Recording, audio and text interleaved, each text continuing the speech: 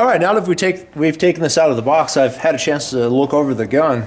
To be honest with you, I'm really impressed by this. This gun to me is built pretty well. Now, it's pretty solid. I like it. So the only thing I did off camera was these little tabs here on the bottom. It was flexing outward. I didn't like that very much. It was just a little bit, but it was enough where these are going to catch on clothing anyway, and that's what kind of concerned me. If it was sticking out a little bit more, I didn't want it to catch on anything while I was playing with this later.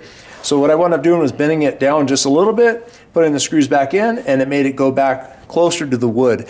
These are not in the wood like other muskets. These are sitting on top of the wood. So you're still going to have that little lip to it. The other thing I did is I added this piece of flint because I was curious about how the frizzen was and if that's going to work. I'm going to show you something here. So that's half cock. We'll put the frizzen down. There we go. And full cock. You see it's got a good throw to it, which is nice.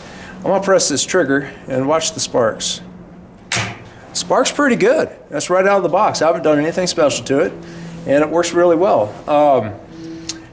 The other thing I like too about this particular musket is the trigger. Now it seems kind of silly, it's got this really long arch to it, but what I like about this is the curve in the trigger. The curve in the trigger to me feels nice.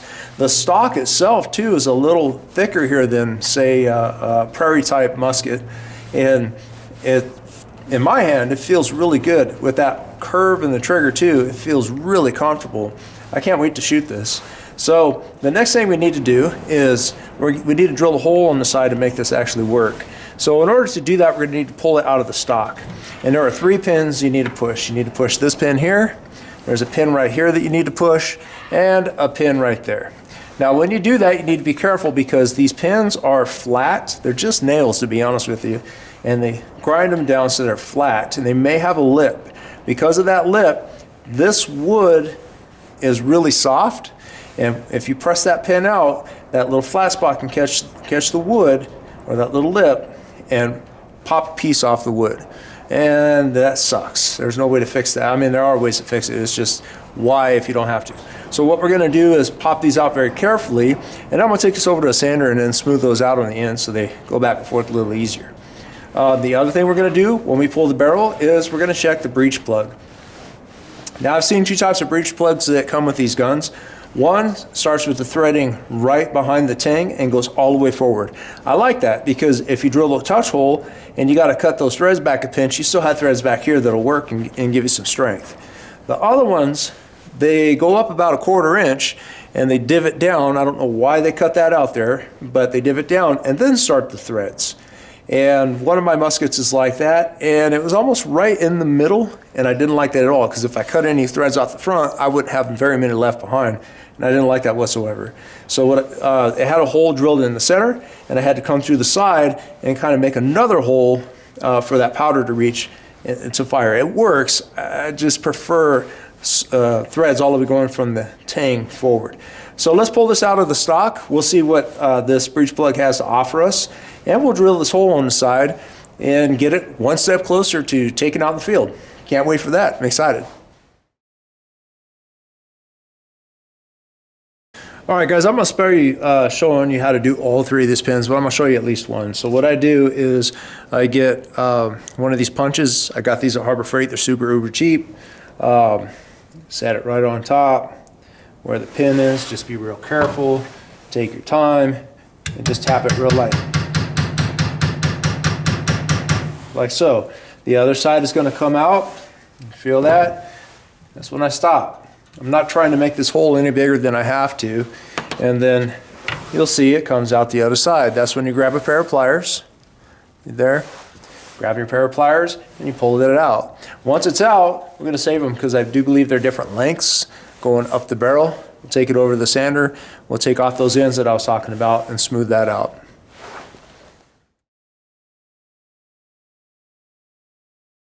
Alright, so I have the barrel and the vise now, and I have these aluminum jaws that I made up myself so you don't mar up the barrel because these teeth on here will mar up the barrel. So in order to get this off, it's not hard. All you have to do is I get a crescent wrench and I make it just wide enough to fit over the lower portion of this, not up here, because if it bites up here, you can dent your metal a little bit, and to me, I don't want to see that. So I just keep it about 3/4 of the way down, and so it just locks up like so. Now, the other thing you need to do is you get yourself a hammer. I've got a dead blow, and you're just going to give it a good whack. All right, so this one wasn't too tight. That's good. Now we're going to unscrew it. It's a little tight still. There we go. Usually these have line marks on the bottom too that you can line back up. If they don't freak out about it, because on the sides they're flat. As long as your sides match up again, you'll be okay. All right. Boy, this thing's a little bit dirty. There we go. Nope, stuck again. There we go. All right, let's see what we got. Okay, it's not too bad. All right. Okay, so here's what we have. It's a short plug. It's hollow in the center. That part concerns me. It doesn't concern me. It concerns me because if it's not long enough, what happens is the powder goes down in that hole, and if you drill, say here, your powder is going to fill up that hole before it comes to the side where your hole is. I know there is a mark that's on the side here that we had to mark. I didn't show you that because there's a way to do it, and that way to do it is where your bowl dishes out for your powder. You go from corner to corner across, and then you put your dot right in the center of that line on the top part. It's called the rising sun or sunrise.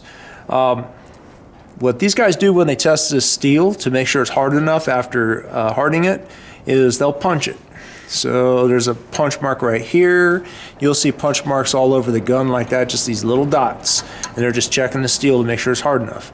Well, when these guys checked this barrel, they checked it right where the dot was roughly supposed to go. It's a little low in my opinion, but I think it'll be okay. It's right there. Now that we know that's there, the next step that we do is, let's take this, we're just going to set it here. Ooh, that's not bad. So with this flush right up against the back of the barrel, that hole is right in front of the breech plug, which is awesome. That's a really good thing. The only thing I need to do then is just fill that breech plug, and I think I'm going to do that. I'm going to do that off camera so you don't have to see it. I'm just going to put a piece of metal in there, a piece of steel, and weld it on, and then smooth out the top so it just becomes a basic plug, and that's it. After that, we'll come back and we'll drill this hole. All right, this part's not rocket science either. All we're doing is we're just drilling a hole. If I remember right, this is a 1/16 drill bit, and all I've done on the other side of the barrel is just set some stuff over there to get the barrel as level as possible. And I'm going to hold this with my hands. I have done this before where I've chucked it all up and everything, did it precise, and I have not found any difference from doing it this way compared to spending the time to chuck it up. The biggest thing you don't want to do is break this bit in the gun. That's going to be a problem. But since they've already peened this for me and I know that that's the spot I'm going to have to drill into, we're going to use that as our focal point. So let's start off with a little bit of oil. I'm just using some WD-40. This is just to keep it, drill bit, there we go, from getting too hot and getting dull on us. There is no rush when you do this. Just take your time, and when you drill, you're not going all the way through to the bottom.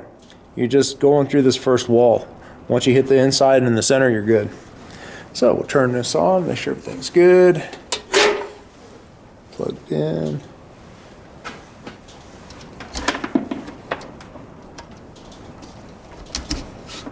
Okay.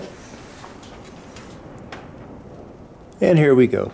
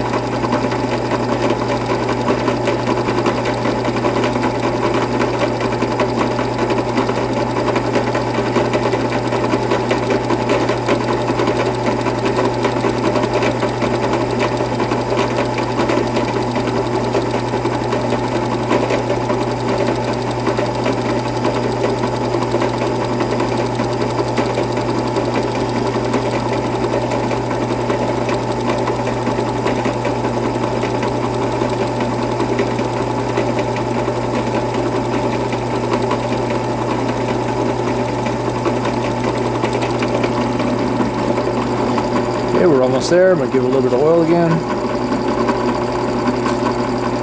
There we go.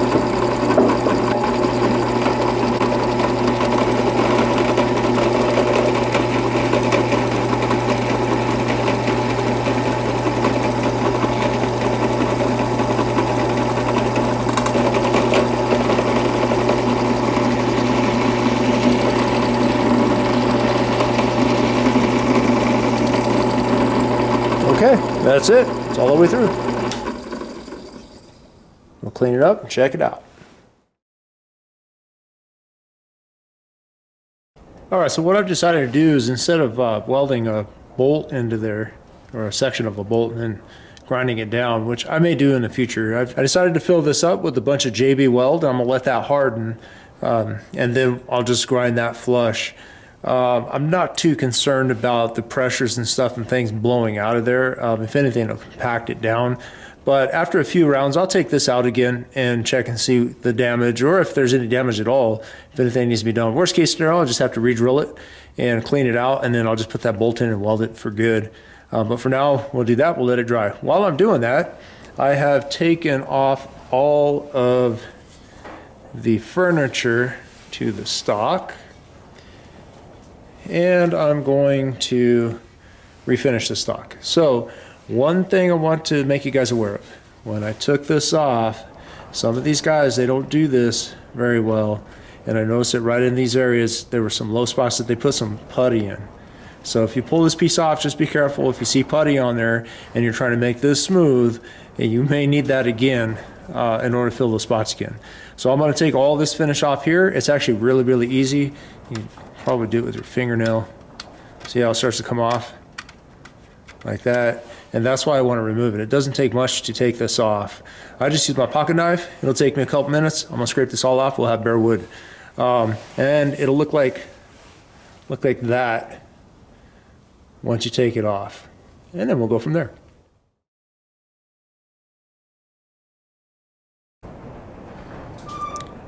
All right, guys.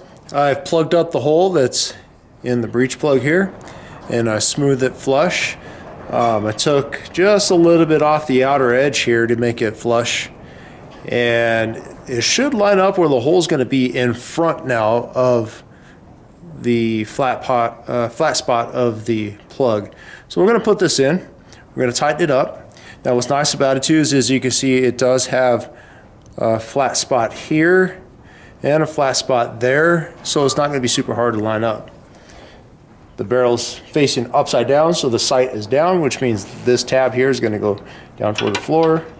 Put this in. Screws in real well. A little dirty. There we go. Okay. That's good.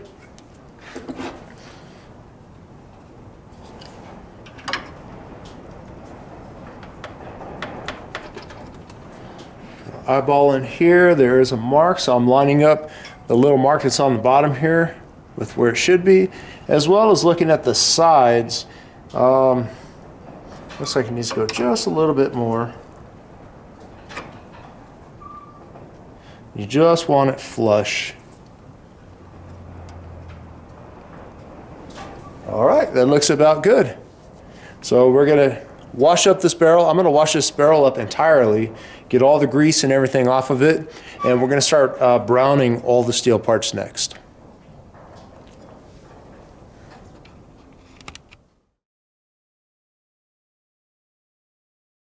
All right, guys, this part's gonna be real brief. Taking all the parts before we put the rust solution on it. We're gonna degrease them. What I'm using is Simple Green. It's biodegradable, works really, really well. And when you take all the parts off, I'm not gonna take every single part of this lock mechanism apart. It's not necessary, but I did take the springs out because we're gonna heat these up. You don't wanna mess up the temper on your springs. Once it's out, because I'm gonna put this actually in boiling water, to warm this up, I'm gonna make sure that all the grease is off as much as possible. So we just squirt this down really well, work it around, and I'm using hot water from the tap. The hot water is going to warm up this metal, so when we put it into the boiling solution, it's not going to cool it down too fast either. It'll hopefully help the temp stay about where they are. And all we're doing at the moment is just taking off the muck. So the warm water will also lighten this up some and remove it from the metal. It'll also open up the pores and hopefully get it out from the metal as well. All right, so what I have now is the parts are sitting in water. That's all it is water. And I'm letting this get up to a temperature to where it's going to start boiling. I put the metal in here on purpose because I want the metal to heat up with the water. Once the water starts boiling and stuff, we'll let it go for a little bit, and then we're going to pull it out. That's going to flash dry the metal, and then hopefully anything that's in the metal too will come off, any residual oils and stuff that we couldn't get out. All right, so we got some good steam coming off this now. It's not rapidly boiling, but that's okay. It's starting to boil around the edges, and hopefully it should be hot enough. We're going to try this out. Depending on the thickness of the steel also is going to determine which parts are going to get hotter faster. We are going to start with the frizzen. So I'm kind of curious to see what it's going to do. It's a thicker piece of metal. If it's warmed up all the way through, we'll see a result right away. So I'm using Birchwood Casey grounding solution. And this is what it looks like here. It's plum brown. We'll set that to the side. And it comes out a bluish color on here. Grab the part. What we're looking for is if it's hot enough, it should start to flash dry, which means that water will evaporate really quickly off the steel. It's close enough. Sometimes you'll see the steel start to actually rust on its own a little bit too. So let's apply this and see what it does. All right, we're getting some plum out of it for sure. Just wiping it on. There we go. Not too bad, not too bad. Now we're going to do multiple. Oops, there we go. Sorry about that. There we go. We're going to do multiple coats. That'll get us a little richer color. That's how you do it. We're going to do the entire gun this way. All right, now that the browning is done, the best way to look at it, I believe, is in the sunlight. If you put it under any other light, it looks great, and then you take it outside, like, whoops, there might be some mistakes. So this is what we've got. Now it's got some nice hue to it. There are some light spots on it though. If this was going to be entirely brown, I would have used a different technique, but for now this looks pretty good for me.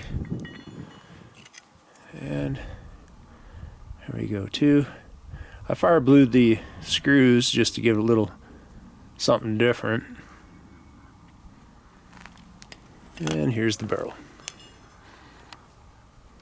So there is a little bit up on top here that's a little thin, but in all, it came out pretty good.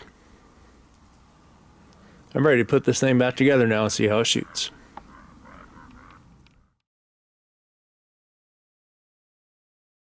Alright, so what I've done with the stock, just to catch you up on the stock, is I've taken off all that reddish color varnish stuff that they had on here that was real cheap, and I have stained this with dark walnut, and before I did that I kind of touched it with a torch just to highlight some of the grains here. Not too much because you don't want it to look too dark or burnt basically. So just enough to raise it up, dark walnut, and then I had a little reddish tint too that I added to the wood as well. Now with this particular stock I was real fortunate. Sometimes you get some nice dark wood like this, and then you'll get a vein of real bright color, a whitish color that can go through the stock like this here. Now this is just a little bit, thankfully, it just goes from here down to here. It darkened up a little bit, and it's just that section. The whole rest of this stock though is real nice. It came out real nice. Still working on it, there's more to go. I'm adding tried and true oil to it. and it takes a coat per day. So I'm going to do a few coats on this before we put the gun completely back together. And by the way, I also fire blued the trigger too. I left it in the white, but it stood out like a sore thumb, so I just fire blued it, made it a little different. So we're going to do a few more coats, tried and true on this, and this should build up kind of a glossy-ish finish on the stock, and it'll preserve this wood a little bit too by not allowing the moisture in. If it doesn't add up in a few layers, then I've got one more trick I'm going to do, which is a little bit of boiled linseed oil and some beeswax that I use on a lot of my other guns too, just to make sure that this is completely sealed. And then we'll put it back together and take it out. Okay, we have the pins that go through to hold the barrel back on, and also the parts for the ramrod. So what I'm going to do is, these are flat on the ends, and they're kind of flat sharp. What I don't like about that is when you push it through the stock, this flat end can catch the other side of the stock and break off a piece of wood. I don't like that. So what I'm going to do is take off this little flat spot here, just give it a little bit of a taper on either side.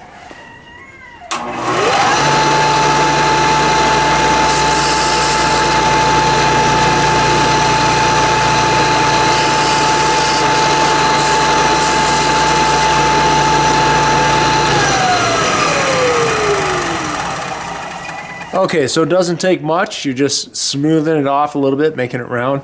That way as it passes through, it doesn't punch that little piece of wood off on the other side.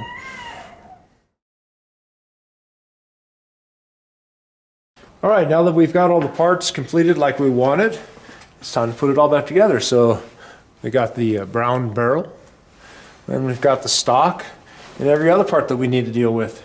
And it's just a matter of putting it all back together. So we'll just set this in like so. Man, that thing's gonna look really nice. The way you put it all back together is the way you took it apart, just in reverse. So I'm gonna save you the watch time from doing it. I'm gonna put it all back together. We'll take a look at it as soon as it's all done. All right, guys, after some patience and some elbow grease, this is the final product. I've aged the brass just a little bit. I put it on a carding wheel, and then I used some brass black to kind of highlight the features that are in here, and then cleaned it up. I didn't want it super shiny or sparkly. It's just not my taste. Fire blued the screws, the trigger, screws down here also. These little screws, they didn't like to take the fire blue too well. I did the best I could, and it still works. This here is the brown formula. And on the other side, turn this around for you. So on the other side here, browned everything here too with the spring. Go real easy on the heat. Again, you don't want to mess up the temper on the spring, but it will brown for you too. And have the screws, did the best I could to fire blue those as well. And everything else browned out real nice. I had to trim the screw back just a little bit, but that's okay. And put the flint back on. Close that down. See how she does. Nice spark. Also drilled the hole earlier like you saw, so I'm ready to take this thing out and see how she shoots. Barrel turned out real nice. And everything turned out real well. I also put these, I believe they're ferrules is what they're called. These little pieces here are the tubes for the ramrod, and put them on the carding wheel also, which dulled them down just a little bit, and then used a buffing wheel to just get the surfaces of the high spots, kind of give it just a little shine, but leave the lower part a little dull. Give it that kind of aged look. But works for me, and I hope it works for you guys. Final thing too is I did the same thing on the stock. Aged it a little bit with some of that brass black. So you put it on, let it turn it a little bit of some colors. It does get a little black. I got a little brown too. And I used a carding wheel to buff it off. Not too much because I still wanted some of that aged look, but the carding wheel also dulls this down some so it's not so super shiny. And then I fire blued the screws on this as well. So that's it. I said we take it outside and give it a shot, see what it does.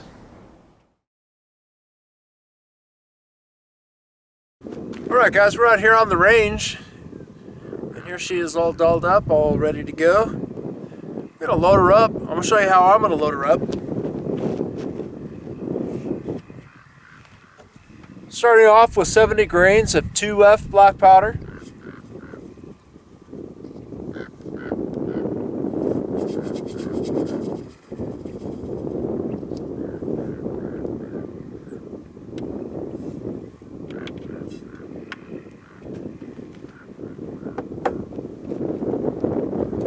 I'm going to use a patch. What I'm using is a dry patch, but I've put lubricant on it. It is a little bit of beeswax and tallow. Same thing we lubricate the bowls with. So I'm going to set that right on top like so. I'm using a .600 ball, 325 grain. It's a 325 grain ball. Set that right on top. Push it in like so. Get it started. Use my knife, cut this off, like so. You can get about 4 to 5 balls out of one of these patches, which is real nice. So we'll set that aside.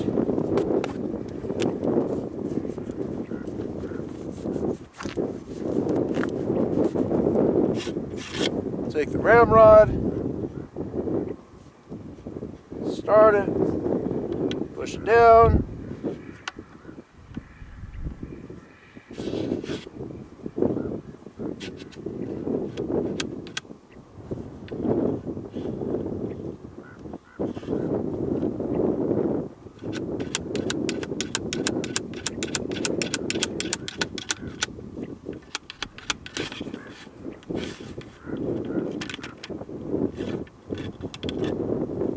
All right, just so you guys are aware, it was a little tough because I was firing this already. I test fired this to make sure it worked and it doesn't blow up. All I did was I used a Caldwell bag, stuck it in the bag, put a piece of wood on top, fired it a couple times, checked the barrel, no problems. Now it's time to do it for real. Put that back in. All right, now I'm going to add some powder here.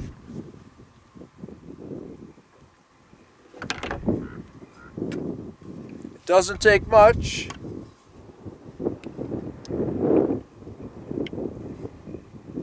It's pretty good. Bring that forward.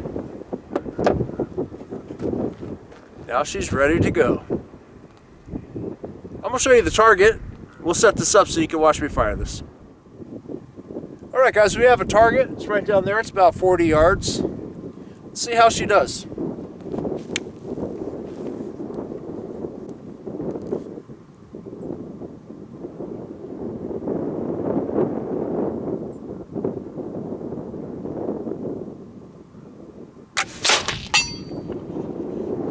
All right, worked pretty good. Let's do it again. All right, we're back again. Let's try it out.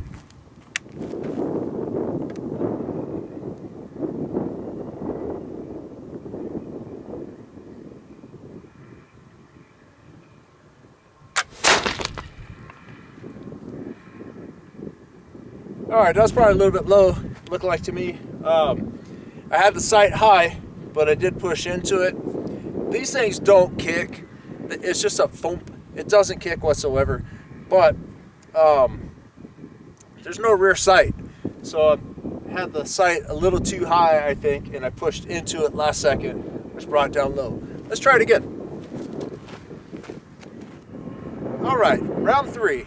Let's try it out.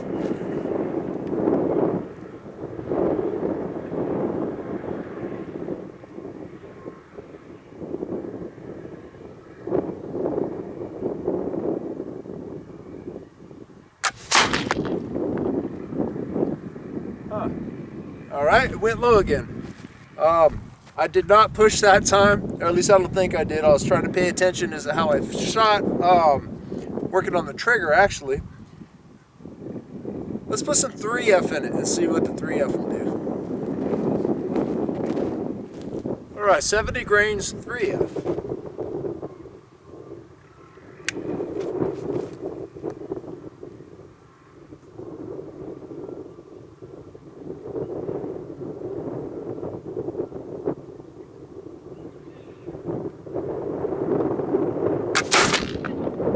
Woo, that's got a thump to it.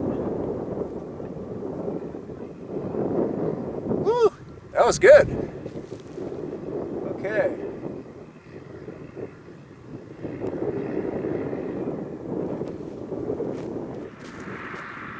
All right, 3F powder.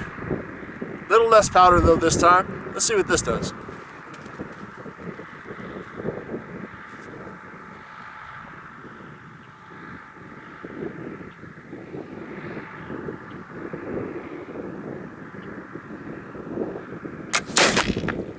Oop, hit the ground.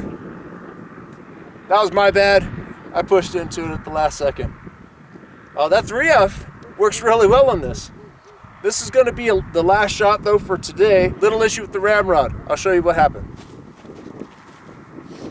All right guys, so this is what happened with the rod. The tip came off. It was stuck down in the bore, down at the base. I couldn't get it out. The only way to get it out would have been to shoot it out, except I put some paper, wrapped just a little bit of paper around the end where it slipped off. I was able to weasel it in there to give it some friction to actually be able to pull that out. So I'm going to make a whole new rod a little bit later for this gun. So why don't we go down range, go see where I missed, where we hit, and the first shot that went off too. All right guys, we're walking up on the target and I see there is one mark where it hit the ground, 2 marks. Take note, there's something there. We're gonna check that out in just a sec. 3, 4, and the very first shot, which makes 5, right there. That was the very first shot, hit the dinger. Let's go back and take a look-see at what I found back there. These other marks, by the way, were from earlier. I should have cleared those up for you guys, but that's the very first shot. Let's take a look back here though. All right, again, we had one on the ground, another one on the ground, but to the right of that, there's a bullet. Came back. Let's check this out. Oh, look at that. It's flat. Looks like it must have hit the steel and came right back. That's why we get a good distance away from that. That means that these things can hit super hard. So if they hit soft flesh, that's going to do some real damage. All right, guys. Well, that being said, thank you guys for sticking around. I hope you enjoyed the video of putting this musket together. And look forward to seeing you on the next round. Thanks again.